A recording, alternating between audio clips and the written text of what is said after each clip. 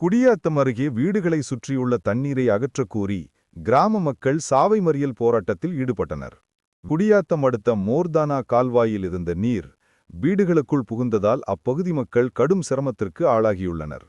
மேலும் கடந்த 10 நாட்களாக இந்த பகுதியில் தண்ணீர் குளம் போல் தேங்குவதால் உடனடியாக கால்வாய்களை தூர்வார வேண்டும் எனவும் வீடுகளை சுற்றி தேங்கியுள்ள தண்ணீரை அகற்ற ஊராட்சி பிரதிநிதிகள் மற்றும் அதிகாரிகளிடம் கோரிக்கை விடுத்துள்ளனர்.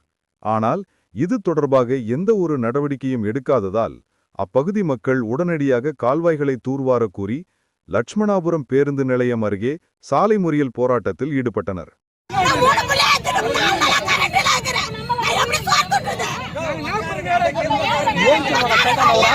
இதுகுறித்த தகவல் அறிந்து வந்த காவல்துறையினர் உள்ளாட்சி பிரதிநிதிகள் பேச்சுவார்த்தையில் ஈடுபட்டு உரிய நடவடிக்கை எடுக்கப்படும் என உறுதியளித்த பின்னரே அவர்கள் கலைந்து சென்றனர்.